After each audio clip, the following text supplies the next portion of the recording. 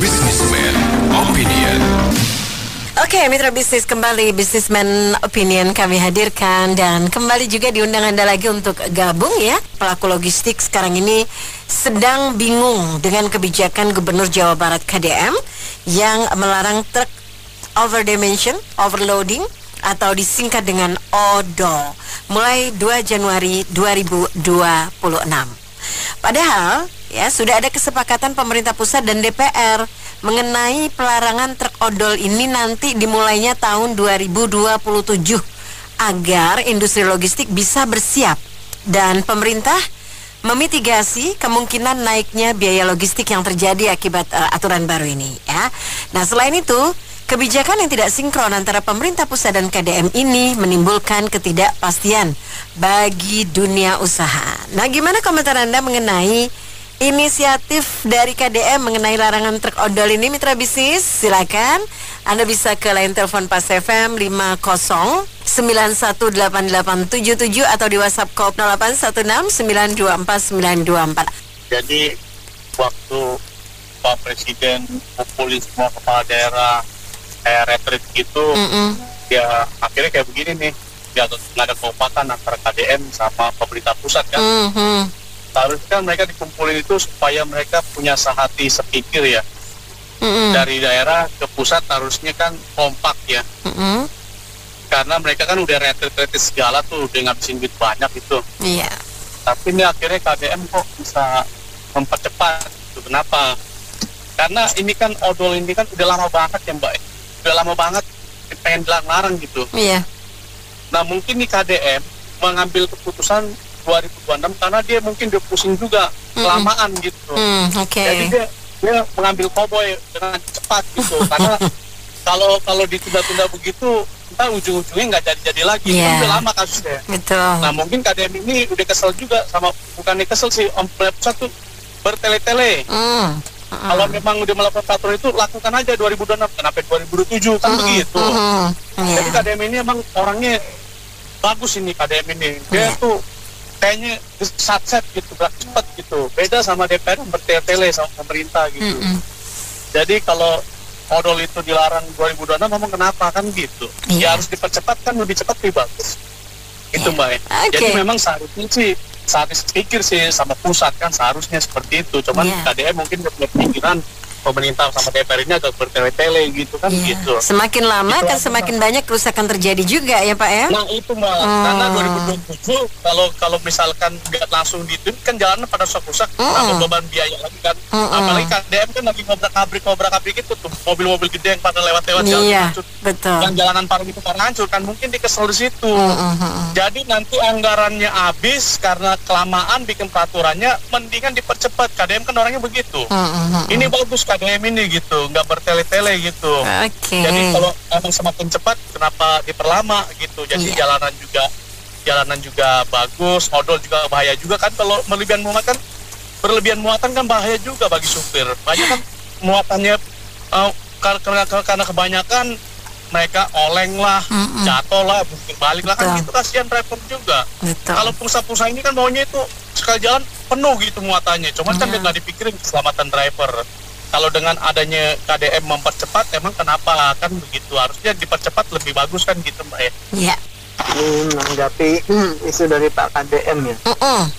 Ini Pak KDM ini bagus, cuman sayang Mbak. Banyak musuhnya. orang ini biasanya memang banyak musuhnya. Orang apa ya? Saya nggak berani bilang ini. orang benar dalam tanda kutip, orang berani gitu ya.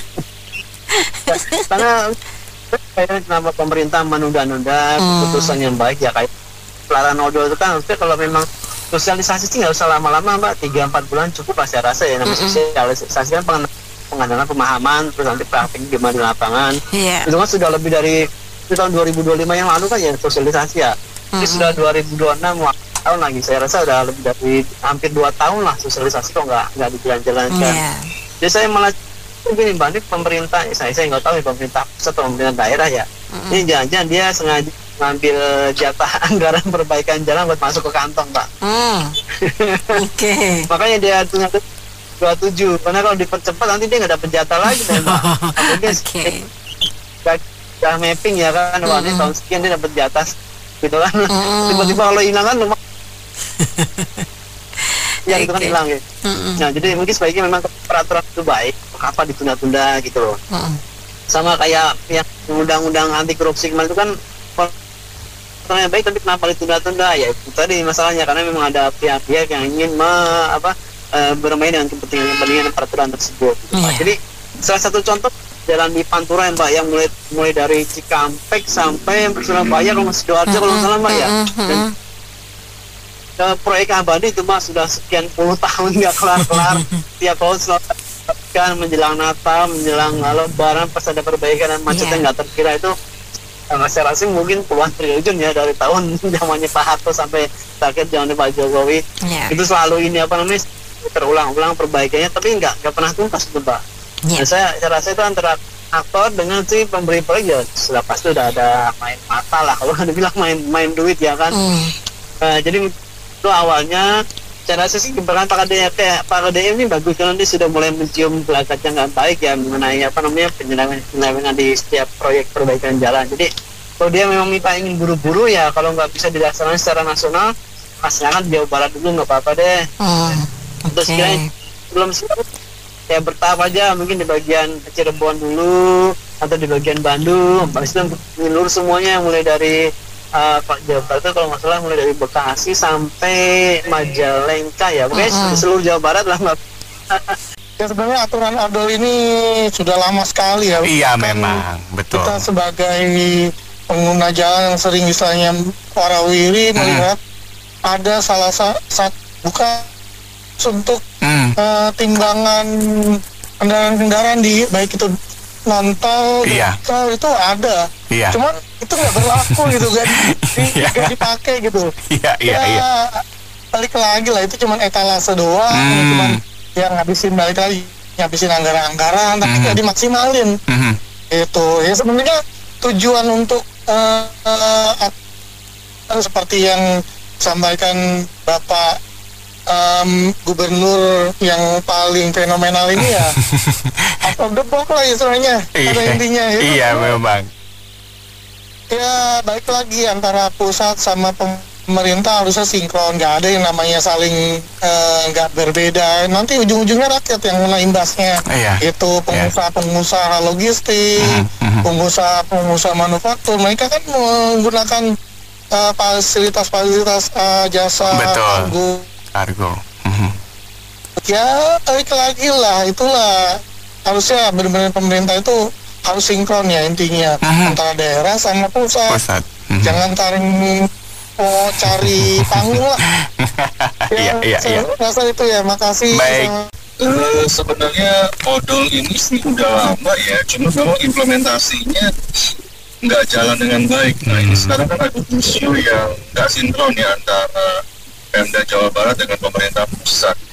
Tapi saya pikir sih intinya sih kalau lihat efek sampingnya bahwa jalan-jalan menjadi rusak sehingga pemerintah juga harus mengeluarkan biaya lebih tinggi lagi untuk memperbaiki jalan, dan ini sedangkan jembatan timbangan juga kan nggak jalan dengan baik. Maka saya pikir sih pelarangan itu ya bersifat peraturan ya, artinya peraturan itu sebenarnya kalau memang personelnya taat dan memang itu nggak bisa di jalan, nggak bisa kalau yang overload dan ini pos dimensi nggak bisa berjalan di jalan provinsi Jawa Barat dan sebagainya, saya pikir itu positif aja ya.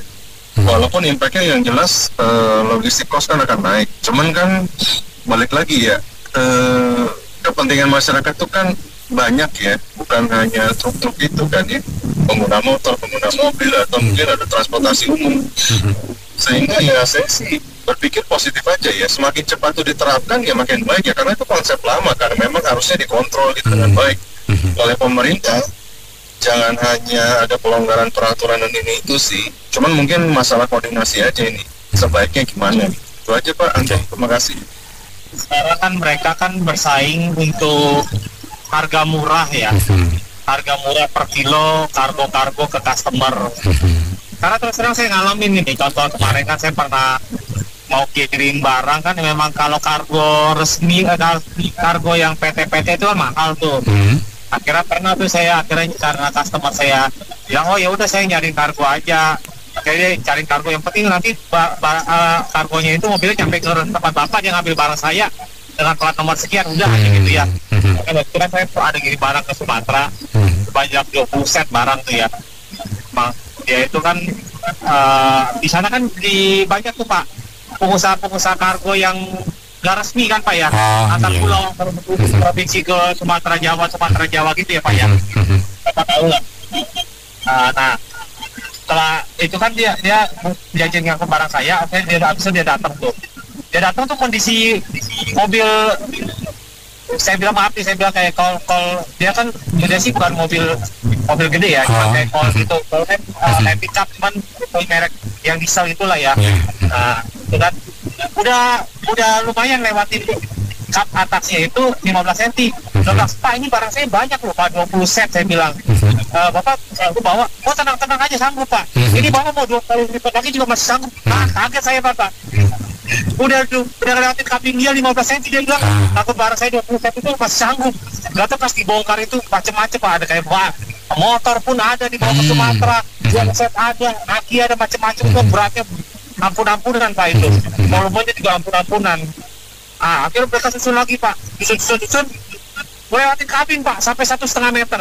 Bayangin Pak, mobil kayak pickup call gitu, lebih tinggi dari kapnya itu, tambah lagi 1,5 meter.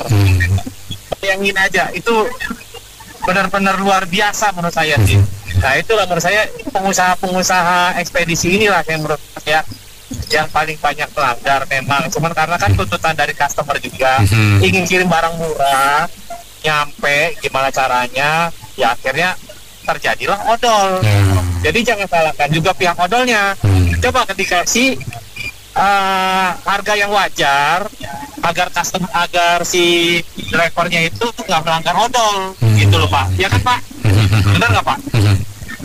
Ya seperti itulah. Jadi menurut saya kesalahan itu dari masyarakat juga. Masyarakat mau biaya kirim murah kayak gitu.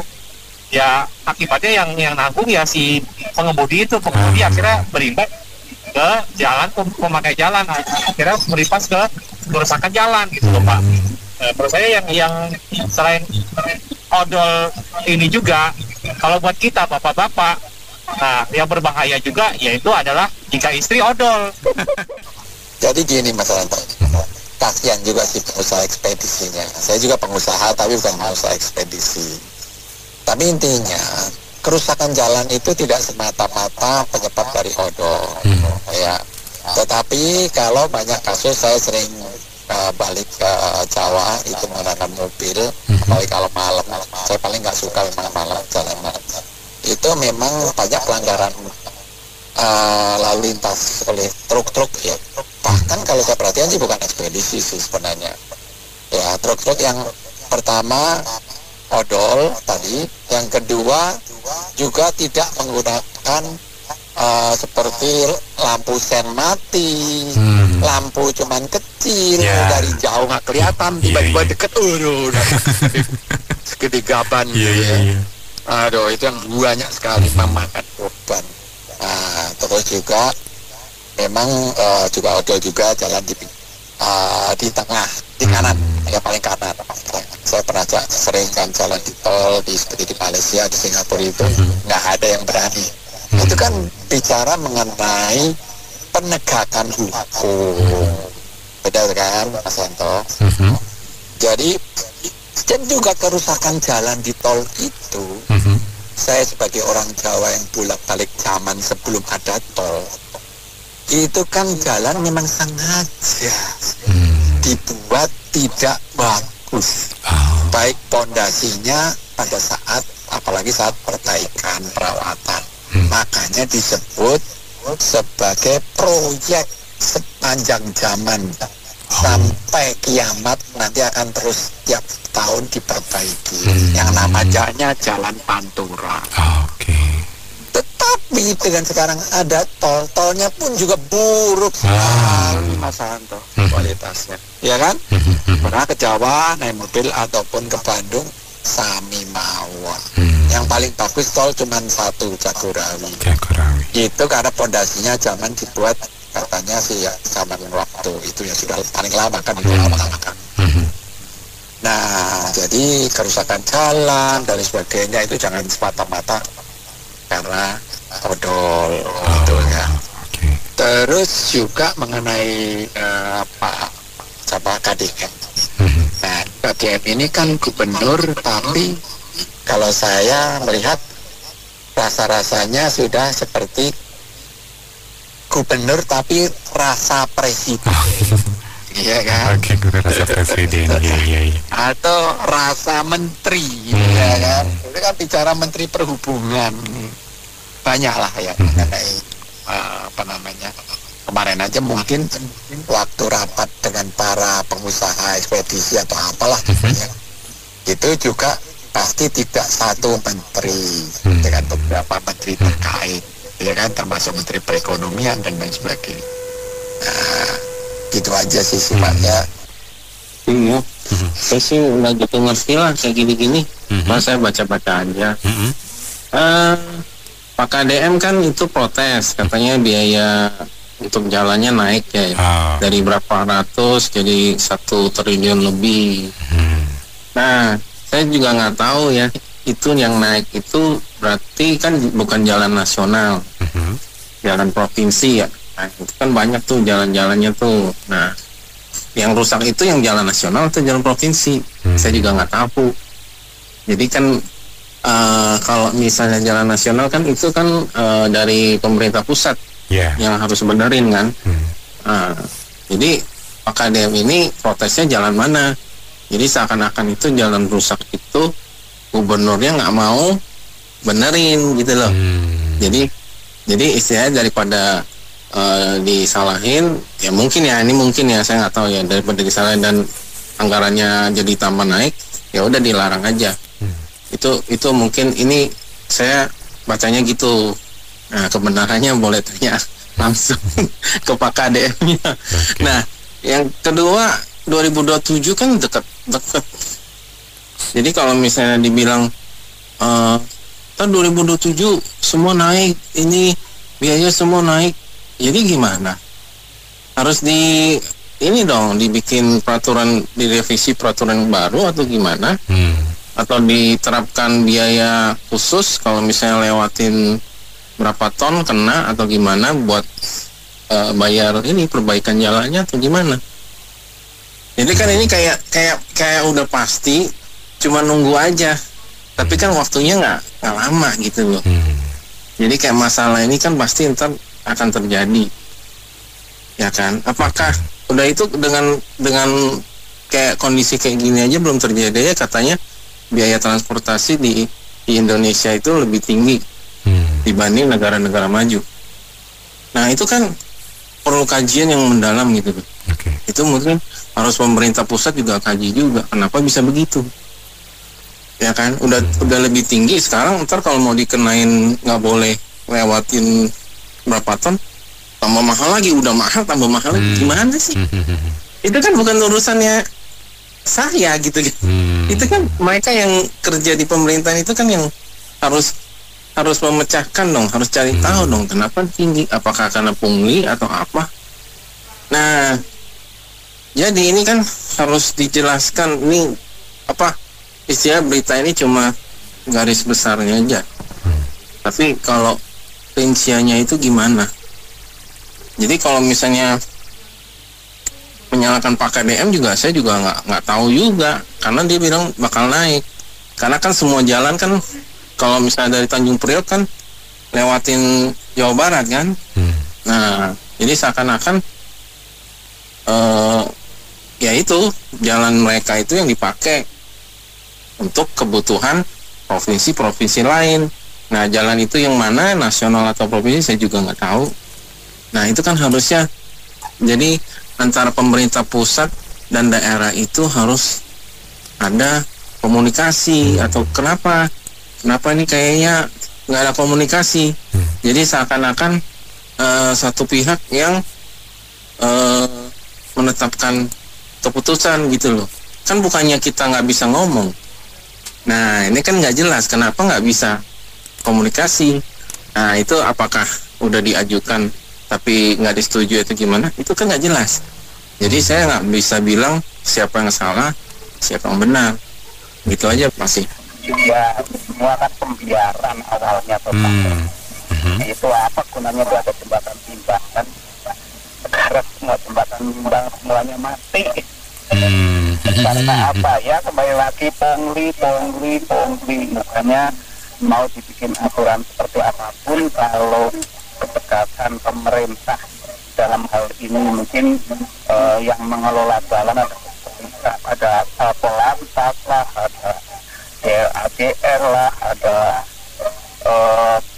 petugas terkait. Kalau nggak mau tegas ya seperti ini. Saya pernah punya mobil angkutan ya. Itu sebetulnya kalau over tonase, kita sebagai pemilik kendaraan juga rugi, Mas Anto. Itu ban cepat habis. Iya. Mobil cepat rusak. Belum lagi kalau mobilnya dari baru mungkin nggak ada masalah ya. Mungkin masih dalam jangka waktu pemakaian 3, 4, 5 tahun, 5 tahun masih kuat. Tapi coba kalau yang mereka mobilnya mobil tahun tua, itu kita adanya misalkan ya, kita dapat ongkos angkut taruhlah 2.500.000, nanti bisa-bisa yang disetor tinggal 500.000 atau 600.000. Itu yang terjadi di lapangan.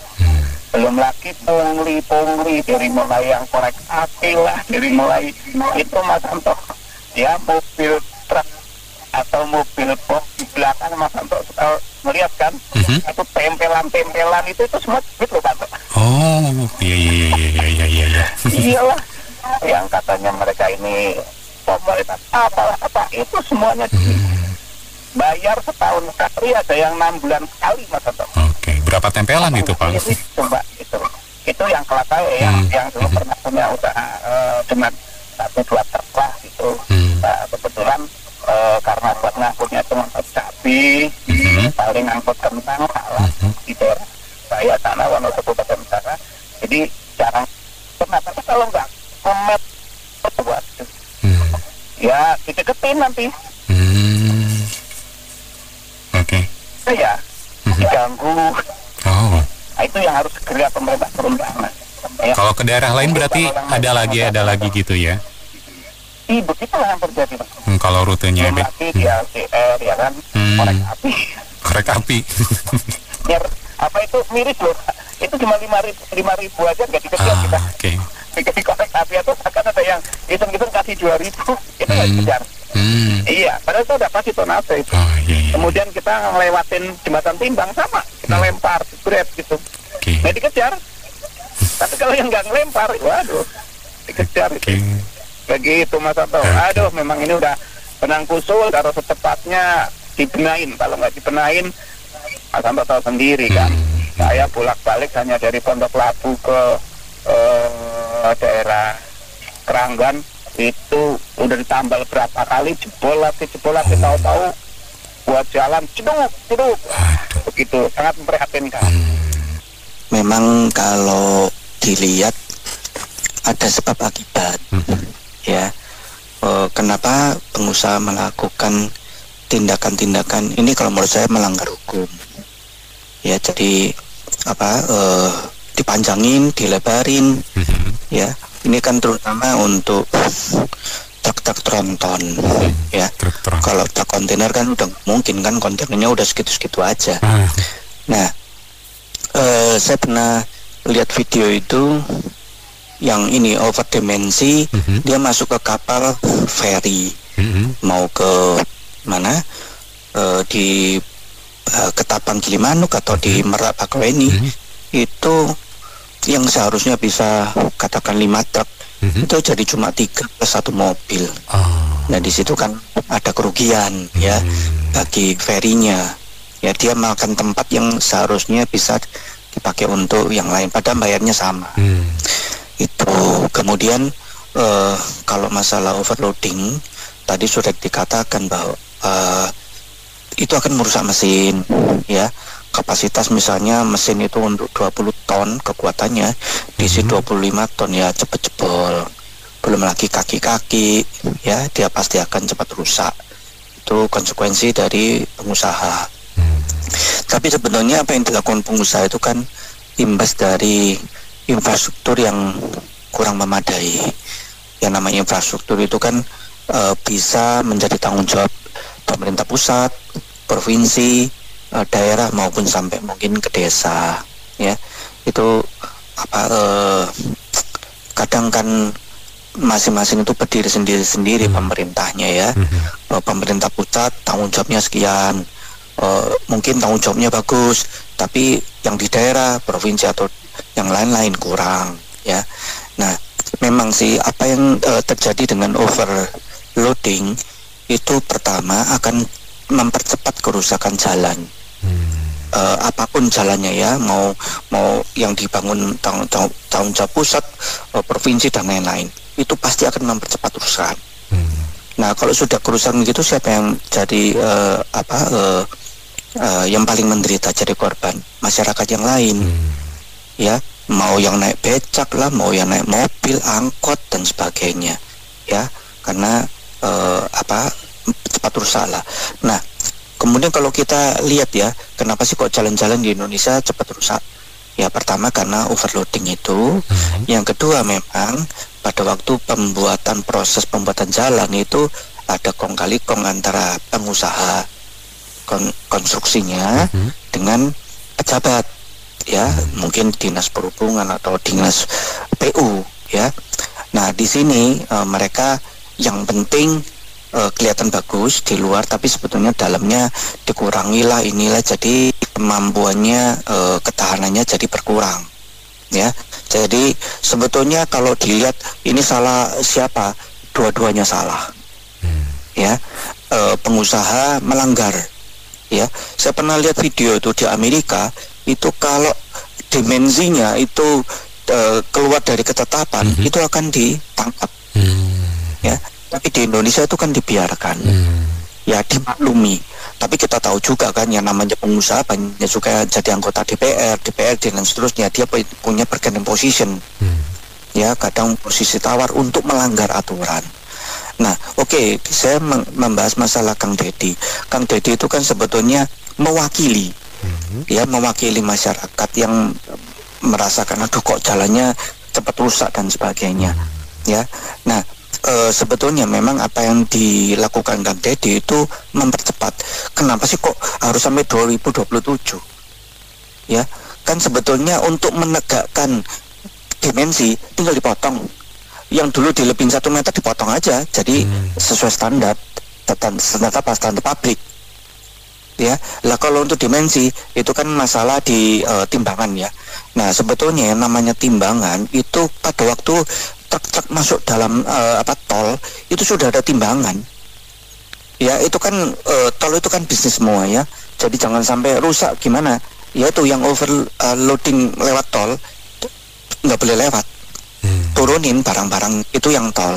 Masalahnya kan kalau yang non tol itu gimana?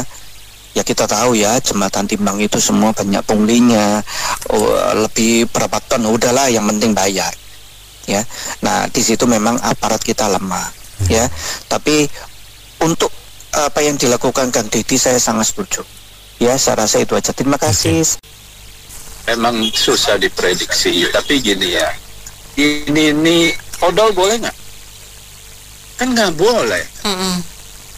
Makanya ada aturannya, over dimensi, overloading, ya. Berapa banyak jalan yang rusak? Coba kalau ke Sukabumi itu jalan itu mobil Aqua semua hancur, antri itu bertahun-tahun loh. Iya. Ya nggak tahu deh, sekarang udah lama nggak ke sana. Legok itu yang ke Tangerang sana, angkut batu, kan begitu. Masalahnya kita ini pemerintahnya, kembalilah semua mesti pemerintah yang salah. Itu ada nggak tindakan ininya, koreksinya? Maksudnya bukan dibiarin, ini mau seterusnya. Ini kan bukan ngomong cuma sekarang, udah berpuluh-puluh tahun lalu nggak boleh, ya.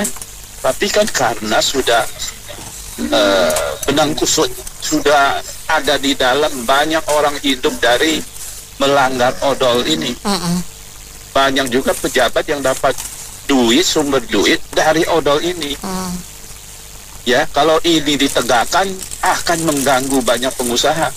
Tapi hitung nggak yang mengganggu masyarakat umum yang tidak ada hubungannya dengan ini. Macet, jalan rusak, itu pajak duit dari siapa? Kan dari semua rakyat. Jadi kalau ada aturan yang nggak boleh, ya nggak boleh. Memang kita itu nanti, waduh, pengusaha ekspedisi pasti teriak-teriak. Karena selama ini udah begitu, berpuluh-puluh tahun begitu. Hingga bayar di jalanan ya, masih 50.000 selesai ya. Belum kita ngomong premannya. Jadi negara ini memang dikelola dengan ala koboi kayak begitu. Ya nanti bayar aja, Kapan kita mau mematuhi peraturan kemudian dan bisa bersaing lebih tinggi lagi? Kita main itu kelas bawah, kelas nyolong gitu, semua nyolong.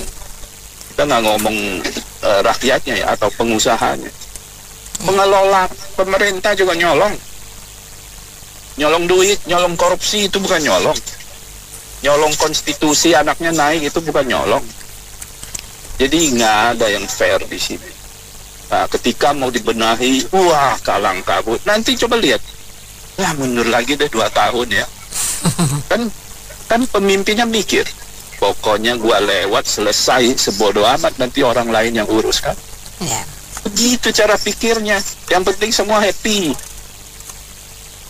Ya begitulah ya. Jadi kita kalau mau ngomong kapan kita ke bulan, ya mimpi aja terus. Ya siang-siang tidur ada, jadi mimpi siang bolong gitu. Pak Osman, tapi ini antara KDM dan pemerintah kan beda nih masa pemberlakuannya. Menurut Anda gimana nih? Nah ini KDM ya, saya memang apresiasi dia berani melawan arus ya. Tapi ini orang kan juga ada motif, ingin pansos. Coba aja lihat deh nanti ya, ini orang ya akan menunjukkan aslinya ketika dia diberi kekuasaan dan tanpa dia berada di dalam ruang gelap, tanpa disorot kamera.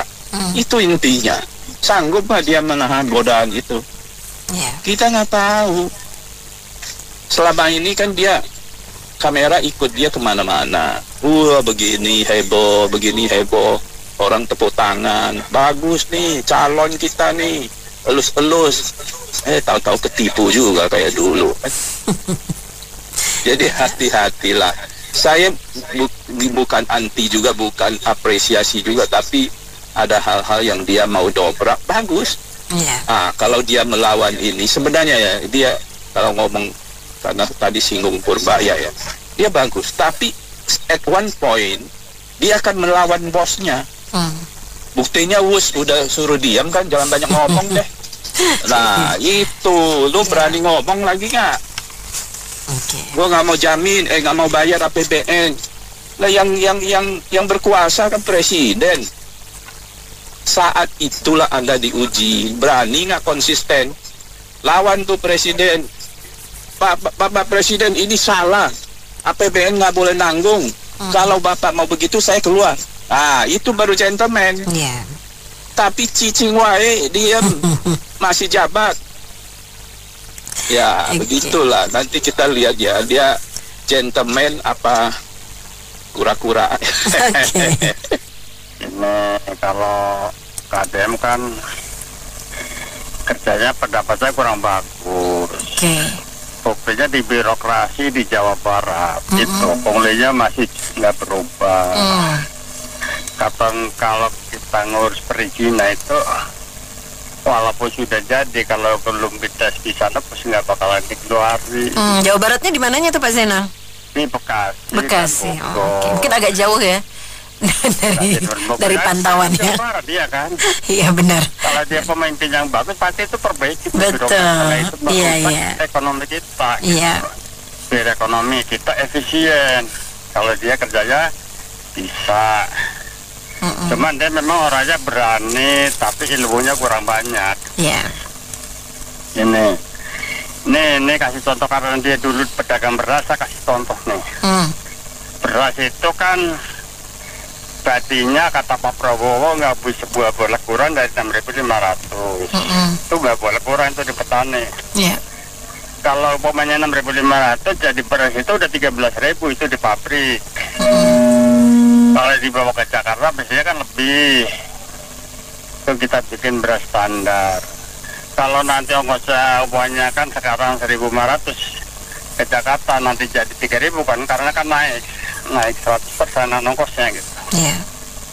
Kita jualan beras di Jakarta kan dibatasi harganya, paling mahal 13.500.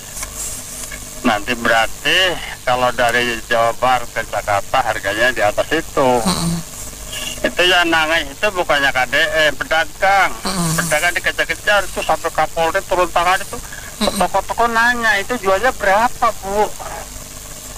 Memangnya pedagang nggak gemeter itu didatangin satu-satu. Didatangin polisi, ada satgas pangan itu.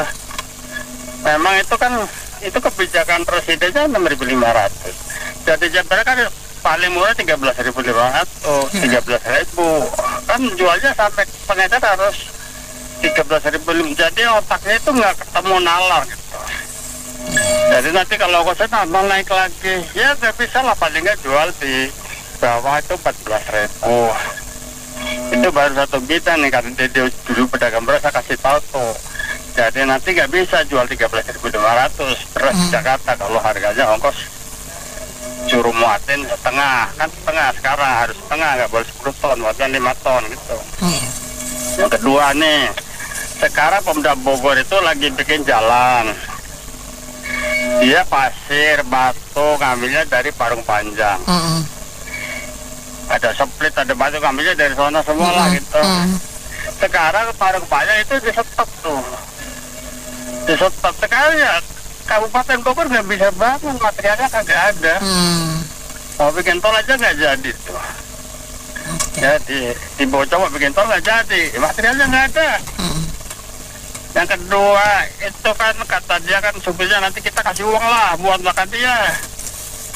Supirnya dikasih makan, kenanya dikasih makan DM nih, uangnya kan dia orang kaya. Nah, itu yang mobilnya cicilan di leasing itu bayarnya pakai apa itu? Memang katanya mau bayarin juga itu leasing itu.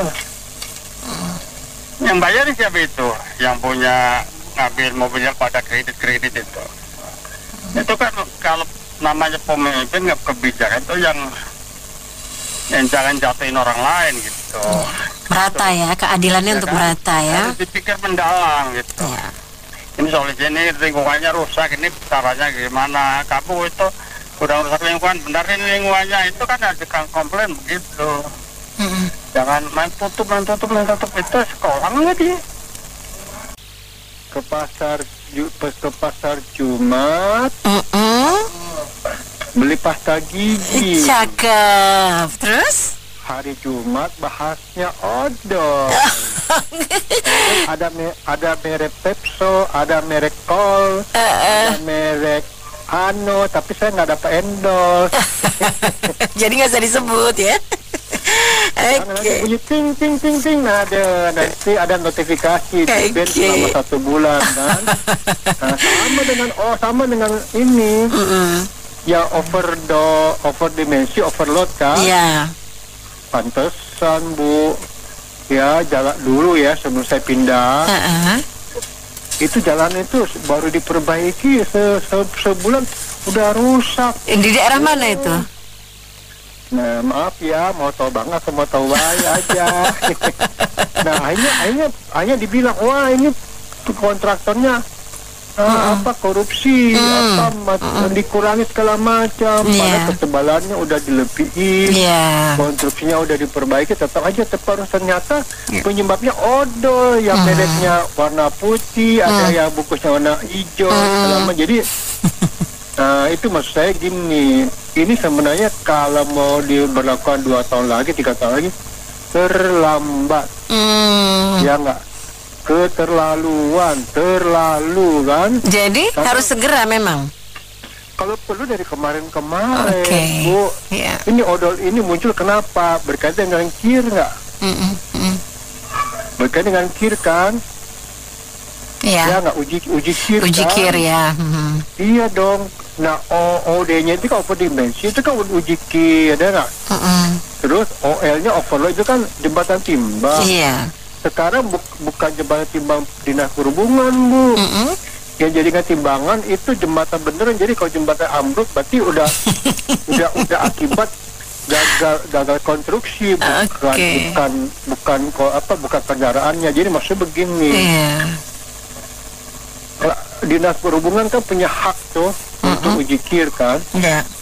Nah begitu ada yang over dimensi langsung kandangin, jadi kan bakal jadi banyak dagangan itu jual kilo, nanti kan rongsokan tuh banyak kan. Terus kenapa harus menunda sih tahun depan, 2 tahun sekarang aja, kenapa? Itu jalanan makin rusak. Kedua begini, waktu uji kir itu kendaraan dibawa nggak, Bu, ke tempat uji kir? Nah, coba perhatikan, dia gerbangnya bisa dimasukin nggak sama itu kendaraan? Kagak masuk, cukup di luar, digesek uji mesin segala macam, terbit lalu uji kir. Nah, ini kan, jadi biangnya sebenarnya di situ. Jangan, wah, Jawa Barat dikejar karena KDM kan lagi bagus, lagi bagus namanya. Nah, sekarang Ibu punya kendaraan nggak? Pada saat libur panjang Ibu kemana? Ke Surabaya, ke Semarang, ya nggak? Atau nyebrang tuh ke Bali, ke Lombok, atau kalau mau enak sedikit nyebrang Lampung ke Palembang bisa makan pempek lah. Nah kalau udah begini kenapa ya maaf kata nih profesional kok diam aja gitu loh, ya nggak? Jadi jangan bahas odol deh, ya nggak? Bahas uji kir itu aja, jangan sampai pusat beda dengan daerah beda dengan RT RW, jadi semua disalahin, padahal kesalahannya cuma satu, uji kir dan pemilik kendaraan udah tahu salah itu salahnya jadi satu kebenaran. Nah, begitu kebenaran diproses, wah ini kasih waktu dong biar kita hidup kembali ke jalan yang benar, yang mana ada begitu ya. Setiap hari kita itu berjibaku sama debu, sama jarak pandang yang terbatas, karena kan truk-truk itu memang over banget itu Kameri, besarnya itu sangat besar sekali. Sebenarnya itu dulu kita pernah sama warga itu Kameri ya, ketika 2 tahun yang lewat itu ada sosialisasi untuk truk-truk odol ini yang dari Parung Panjang itu kan mereka bikin proyek PIK 2 itu Kameri. Jadi disarankan itu mereka lewat kunciran langsung keluar di Benda, di tol Benda. Tapi kesininya mereka itu nggak mau masuk tol karena dirasa mungkin biaya tolnya mungkin membengkak tadi Mbak Meria. Iya, jadi mereka itu pukul lurus dari Cimone, dari Tangerang Kota tuh, lewat apa itu Sintanala. Nah itu. Yang proyek kedua ini juga yang Citra Raya Maja itu, tadinya udah kesepakatan kalau ngirim material ke daerah Citra Raya Maja itu harus lewat Balaraja Timur atau keluar Balaraja Barat masuk tol. Tapi mereka lurus lewat Tiga Raksa itu, sehingga warga-warga itu yang terdampak seperti Cisoka, Solear itu kan terdampak mereka itu. Bahkan banyak kecelakaan itu Kameri yang nggak bisa diekspos itu. Banyak Kameri kecelakaan. Untuk saya di sini Kak Mary, jadi Gubernur KDM ini jangan hanya melarang, tapi juga dipikirkan dong. Itu kan truk-truk itu punya drivernya, punya anak, punya istri. Nah, kalau di stop mereka mau makan apa, terus mereka mau kerja apa. Jadi dibikin solusi dong. Ketika kita merubah dulu angkot-angkot atau bus-bus yang liar dulu diganti dengan Transjakarta, kan ditawari mereka itu untuk jadi pengemudi Trans, pengemudi M-Trans atau pengemudi. Jadi ada solusi gitu loh. Jadi jangan ujuk-ujuk dilarang tanpa ada solusi. Ini kan hajat orang banyak ini. Ini truk-truk odol ini bukan ratusan lagi nih Kameri, ini ribuan jumlahnya. Jadi menyerap tenaga kerja memang sangat banyak ini di odol ini. Jadi harus ada solusi gitu dari KDM. Itu aja Kameri. Jadi gini, menurut saya gini Pak, sebenarnya kan masalah odol ini kan sudah lama kan dibicarakan kan, dan tidak pernah dieksekusi gitu, tidak pernah. Nah, sebenarnya ini tipikal pemimpin itu yang tegas. Menurut saya Pak Denny orangnya tegas. Pokoknya ini satu kondisi yang merusak, udah selain odol itu kan salah, karena Anda memberikan membuat daya tampung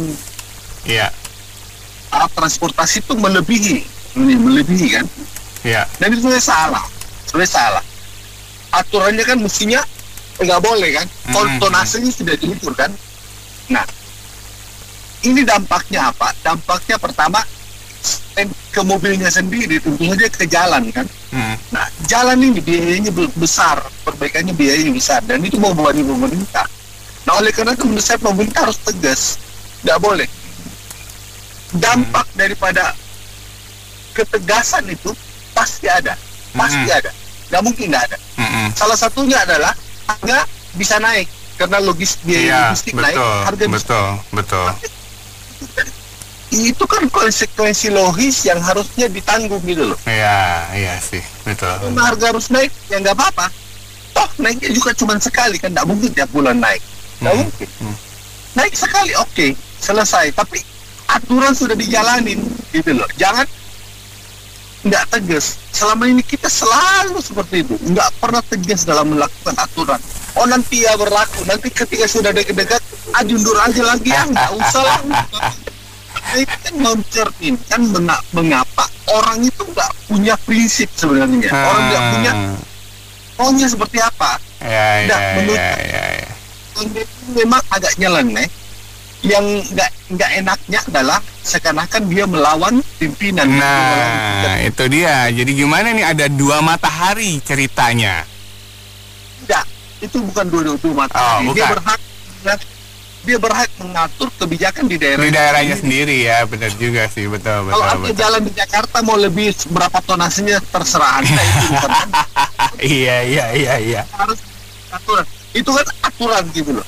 Nah, menurut saya harusnya pejabat-pejabat itu mengikuti prinsip kerja dari Kang Deddy ini. Menurut saya dia bagus gitu loh. Pokoknya salah ya salah, nggak sesuai aturan ya salah gitu loh. Ya jangan. Jadi kita mencegah efek jangka panjang dari kerusakan-kerusakan yang bisa terjadi. Anda tahu dampak dari truk yang patah as di jalan macet berkilo-kilometer. Betul. Itu salah satu dampak daripada overweight. Nah, itu menurut saya sih gitu saja ya. Berpendapat secara pribadi ya, ini kan bukan masalah baru, masalah sudah lama, betul, 10 tahunan lah. Itu kan kita balik lagi berdasarkan azas kebenaran hukum ya.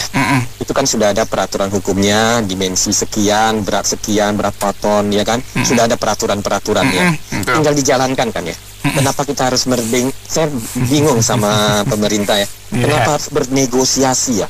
Kalau salah ya tetap salah. Ini kan berarti ada keberpihakan ya Pak Budi ya, betul ya. Betul, kalau peraturan ini kan rakyat semuanya sudah disahkan oleh DPR semua, mewakili rakyat. Sekarang pengusaha untung, kita bernegosiasi memberi mereka waktu, mereka untung. Tapi lihat keadaan jalan kita, jalan luar kota tuh, waduh, lagi kencang bubur, itu lubangnya besar-besar gitu loh. Sudah habis itu kecelakaan yang ditimbulkan mereka itu, kalau di luar kota, saya sering ke Padang begitu, menghadapi truk bus itu kita harus ngalah. Mereka ambil 2 jalur Pak, saya harus turun Pak. Bayangin kalau saya nggak turun dari jalan Pak. Mereka tidak peduli Pak. Karena apa Pak? Kita semua tahu Pak, kalau truk-truk besar itu ya Pak, masuk ada masalah Pak, seolah-olah tidak ada masalah Pak. Bapak mengerti ya kan? Kita punya truk aja ya Pak ya, kelebihan beban sedikit aja hilang Pak. Dikatakan berapa banyak tilang yang harus kita lakukan, sehingga kita lebih daripada kita ngirim logistik sendiri, mendingan pakai mobil yang ekspedisi yang sudah ada.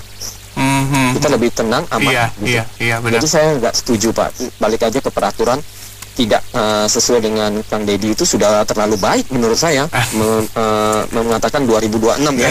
Kalau kita sih baiknya langsung aja peraturan yang berlaku aja. Jangan merubah-rubah gitu loh. Kan kita sudah sahkan. Masa kita negosiasi lagi? Jadi menurut saya kurang baik gitu loh. Demikian. Menurut saya nggak jauh beda dengan Kong Jansen ya, Pak Jansen ini. Dia ini ekonomi kita itu misalkan di BPS kemarin kuartal pertama yang pertama jadi pertama 5,12%, tiba-tiba kuartal kedua triwulan itu 5,03, kan berarti turun ya. Lalu naik lagi di kuartal ketiga ini 5,04. Sempat turun, lalu naik lagi sedikit, tidak naik banyak. Jadi keadaan bulan sekarang ekonomi secara makro mungkin tidak jauh berbeda dengan bulan kemarin yang triwulan kedua itu, jilid 2. Nanti sampai akhir tahun begitu. Dan neraca PBN kalau ngomongin makro bukannya pertumbuhan ekonomi, neraca PBN di akhir tahun kemungkinan besar defisit lagi. Ini buat maju ke depan tahun 2026 ya kemungkinan masih mirip tahun 2025. Itu udah bisa diperkirakan seperti itu. Lalu yang real ekonomi banyak PHK massal terjadi masih sampai sekarang. Pabrik lotte buka nih, itu kan ribuan atau puluhan ribu. Tapi kan yang mencari kerja puluhan juta orang. Kalau kita ngelamar itu di Jakarta 5 lowongan posisi yang dibuka 300 ribuan sampai 500 ribuan yang lamar. Padahal cuma 3 posisi lowongan. 10 posisi lowongan jutaan mas yang lamar. Itu di Jakarta. Saya pikir di daerah luar Jakarta juga kurang lebih sama. Lowongan sedikit yang mencari kerja banyak sekali. Kenapa bisa begitu? Karena yang kerja itu kebanyakan sektor informal, gajinya jauh di bawah UMP mas. Yang di sektor formal freelance. Jadi gaji separuh. Akibatnya yang gaji penuh sedikit, akibatnya daya beli masyarakat nggak naik tajam. Adapun buka lotte itu nanti buka pabrik di Cilegon, paling ribuan puluhan ribu. Masih banyak nanti yang butuh pekerjaan. Jadi memang butuh pekerjaan sampai puluhan juta mungkin buka lowongan. Kalau tidak seperti itu gaji UMP setiap hari, ekonomi tidak akan berubah mas. Akan seperti ini terus ekonomi negara kita. KDM ini gue nggak tahu ya. Ini kan dia sedang naikin citra dulu 2029. Ya sebenarnya dulu kan bapak kita Jokowi juga hampir sama ya. Sama. Mirip lah, mirip sampai akhirnya periode kedua anaknya gol gitu. Makanya betul. Jadi inget Manchester United lawan Bayern Munchen tuh gue nonton tuh. Nggak taunya menit ke 90 89 dia tendang gol tuh Sheringham tuh ya nggak. Habis itu di injury time oleh Gunnar Solskjaer naiklah udah anaknya cakep itu. Itu tidak ada yang semanis itu sih kalau jujur. Makanya mungkin pikir ini makanya kita nggak tahu. Terus kan ada duet mautnya Purbaya nih. Iya benar duet maut tuh. Duet maut nih lagi rame-ramean. Ya kalau Pak Prabowo udah nggak sehat jasmani dan rohani, ya kan undang-undang mengatur syaratnya harus sehat jasmani rohani, WNI, ya kagak gitu. Ya udah Pak jangan calon lagi deh, negara berantakan nih kayaknya, ya kagak. Pusing kalau dilihat semuanya kayak pansos. Jadi kalau mau jujur-jujuran, gue nggak bisa ngomong bagus nih, susah nih. Kalau gue bilang, gue lagi mencari yang bagus. Nggak apa-apa. Iya, jadi gue harap ada yang loncat bagusnya topiknya judul yang dibahas Purbaya nanti. Gue bingung juga. Kagak Jaka Sembung bawa golok bro. Lah ngomongnya judul situ ngomong kebaikan Purbaya. Aduh sehat nggak sih sebenarnya, gue kadang bingung. Ntar gue disemprit lagi. Jadi ini ikan mainannya Dishub. Iya betul. Kalau mau ditangkap masuk penjara itu semua, ya enggak, karena kita tahu mainannya dia orang. Kenapa odol bisa jalan? Sumber masalahnya di sono, bukan di aturan. Lu mau ngomong 2026 kayak 27 kayak 28 juga sih. Indonesia emas kayak 2030. Kalau yang mainnya nggak lu tangkep sama aja bohong. Betul kagak bro? Iya sih, betul. Lu penjarain dia, lu bikin dia mati di dalam, sama kayak judo, sama. Masa Prabowo kagak tahu ngapain? Kalau lu kagak tahu menteri lu diem aja, lu pecat dia, ya kagak? Kan udah ada yang pernah bilang tuh tahu siapa bandarnya, tapi ngilang tuh beritanya. Iya, lah menteri lu nggak becus lu pecat, terus gua mau belain Prabowo di mana? Ya kagak. ini memang masalahnya udah lama ya. Dari Iya. dulu zaman itu pickup lewat lempar korek api ya, Iya, isinya betul, gope. Ya betul. dulu masih gope tuh 500 perak. Sekarang udah itu minimal berapa ya? Sekarang udah 10.000 atau 20.000 tilang, ya? tilang elektronik aja ya tetap damai dia. Iya. Minimal goban lah, gocap ya. Iya, betul. Aduh, itu nggak selesai-selesai. Banyak hal yang kayak begini ya, bikin SIM, dicaloin. Padahal yang calo juga polisi. Coba aja ke Samsat. Sama, banyak sekali. Jadi ini kalau bicara mental ini bisa berdekade-dekade itu nggak berubah. Iya. Karena kenapa nggak ada teladannya? Siapa yang mau diteladanin? Ya. Pemimpin tertinggi juga begitu kok, main selundupan pasal hukum, nggak cukup umur dilolosin, jadi nggak benar. Ya, kita ngomong sih semua ada datanya. Iya, memang ada faktanya. Iya, jadi memang begitulah. Tapi memang kita ini butuh Sun Gokong ya. Sun Gokong itu kan dia mengacak-acak nirwana di atas, dia naik ke langit, ngacak-ngacak. Makan itu buah yang nggak bisa mati. Itu memang butuh beberapa orang beginilah ya. KDM saya nggak muja-muja dia juga, tapi maksudnya butuh yang bisa mendobrak ya. Yang lain daripada yang lain lah ya gitu ya. Betul. Sejauh mana dia bisa mendobrak? Dia itunya artinya melawan satu institusi ya. Iya. Itu kuat apa enggak?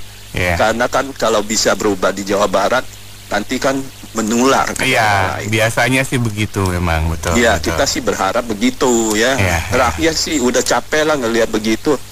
Jadi banyak yang kita udah apatis, bodo amat lah, lu mau ini ya uang nggak terlalu besar juga ya. Ya bayar selesai lah. Tapi kita nggak maju-maju ya. Penegak hukum tapi cari penghasilan dari cara yang begini kan nggak elok. Iya. Gimana kita mau saing sama bangsa lain, negara lain? Ya, pom bensin. Tadi kan Rena Kasali juga ngomong kan? Iya. Nggak fair trade, nggak fair. Iya, betul. Jadi memproteksi merek sendiri tapi dengan menginjak-injak merek lain ya nggak bener lah. Kita mesti yang punya harga diri dong. Bersaing secara jantan. Gitu. Mudah-mudahan lah ada yang sadar ya. Soalnya mimpi semua deh. Kita juga dikasih mimpi. Iya. Bang Budi, terima kasih. Ini kebijakan begini, kebijakan raja-raja kecil. Oke. Raja-raja kecil yang ada di Republik Indonesia ini. Jadi nggak sinkron itu, jadi membingungkan juga. Pak Prabowo gimana ini? Ini anak buahnya Pak Prabowo semua ini. Dari Gerindra semua. Seperti kayak di Sumatera Utara. Si Bobi Nasution itu melarang truk-truk dari Aceh masuk ke Sumatera Utara ya. Masuk ke Sumatera Utara. Ini gimana ini begini? Iya. Jadi kurang koordinasi atau gimana? DPR bilang nggak 2027, ADM bilang 2026. Ini yang dipatik yang mana? Ini apa mau cari duit semua atau gimana? Ini cari duit ini. KDM tuh mesti ditegur juga karena dia kan di bawah presiden. Kalau presidennya nggak tegas, biarinin aja, ya udah amburadul semua.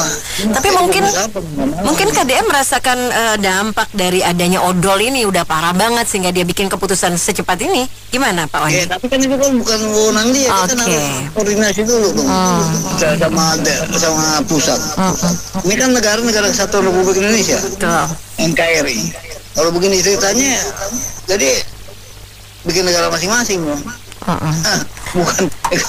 Bukan negara kesatuan Republik Indonesia. Negara Jawa Barat ya. Bobi Nasution.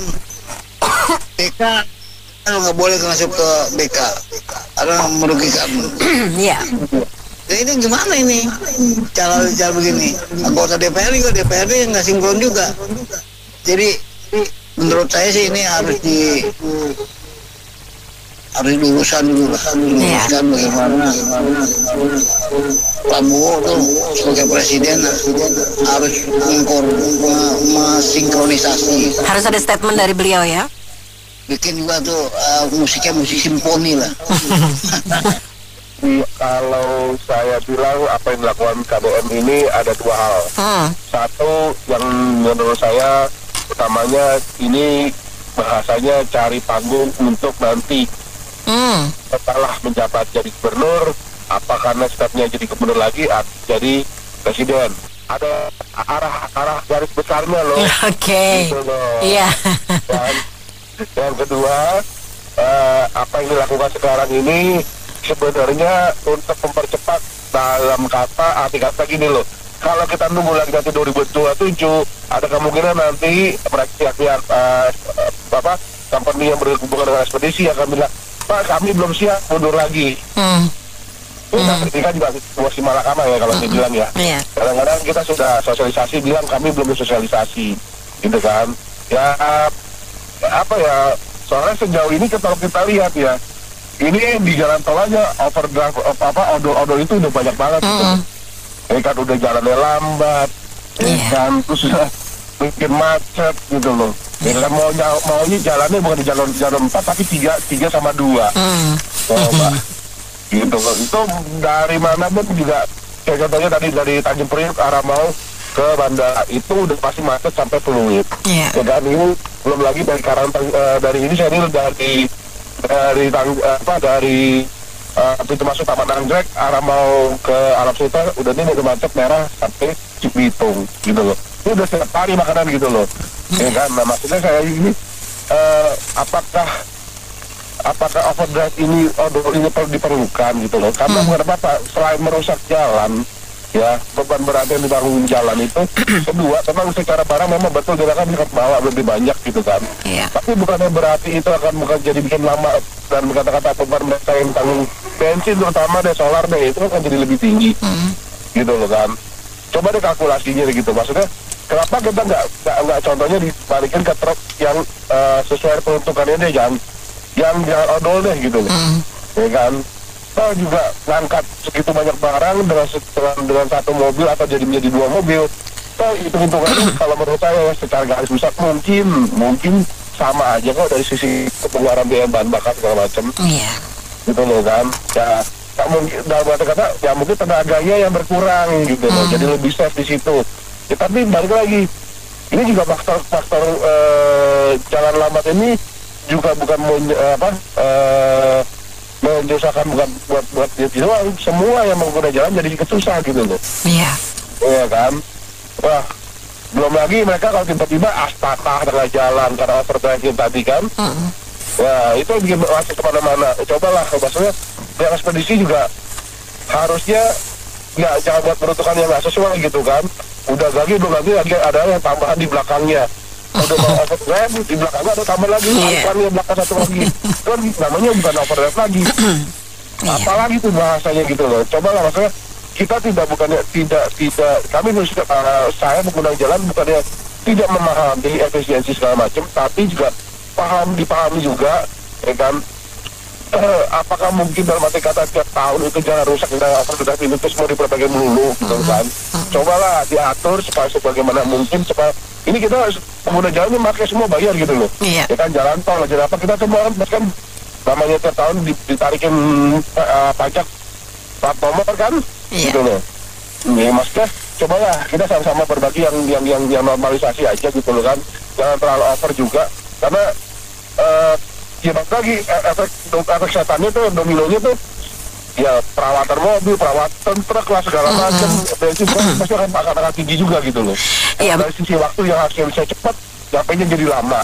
Berarti ini kalau diusulkan lebih cepat lebih bagus dong ya, Pak? Ya sebenarnya kalau KDM begitu mestinya ada statement di belakangnya. Ini kita percepat begini supaya tapi dalam arti kata jangan sampai nanti 2027 nggak siap ya gitu loh. Nah mungkin ini 1 tahun ini kita buat bahasanya sosialisasi sembari penerapannya. Ayo yang mana yang siap langsung jalankan, yang nggak siap ya kita tunggu gitu kan. Masa setahun nggak cukup gitu loh.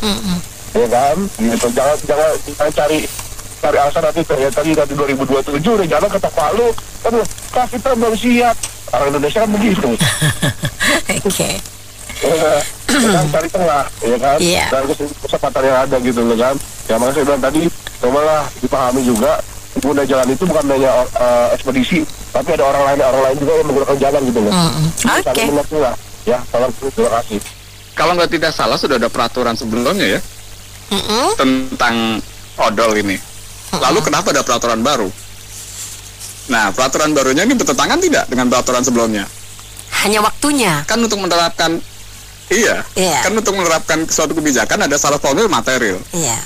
Syarat formilnya, jika sudah ada undang-undang, lebih tinggi tingkatannya tidak boleh dibuat undang-undang baru. Jadi ini akan melanggar syarat formil. Masih ada syarat material. Jadi ini kalau ada dualisme undang-undang, seperti yang kemarin pesantren, ada yang undang-undang tidak boleh menggunakan APBN karena hanya bangunan yang pelayanan publik sifatnya. Ini ada undang-undang baru, pesantren boleh menggunakan dana APBN yang swasta. Kan jadi mendua gitu. Peraturan mendua ini akan membingungkan rakyat, terutama kalau sudah memakai dana APBN. Nanti kalau ada kasus korupsi misalnya, indikasi korupsi, kemungkinan korupsi bagaimana? Kan uang pajak rakyat hilang banyak lagi, karena pengadilannya kan kalau ada korupsi biasalah, yang disita sedikit, yang hilang banyak. Itu kasus RP MUIS dan lain-lain korupsi gitu ya. Belum yang dicacalit 285 triliun dan kawan-kawan itu. Itu aja belum disidang. Hukuman fisiknya sebentar. Jadi seperti itu di negara kita. Kok undang-undang dibuat mendua begitu? Jadi rakyatnya kan bingung. Harusnya kan syarat undang-undang harus dibuat itu harus sesuai syarat formil dan material. Undang-undang nomor 12 tahun 2011 itu. Kemungkinan seperti itu. Terima kasih. Assalamualaikum warahmatullahi wabarakatuh. Terima kasih Pak Agung. Baik mitra bisnis, kita cukupkan Businessman Opinion dan juga yang masuk melalui telepon dan WhatsApp call Pas FM, Mary Agustin.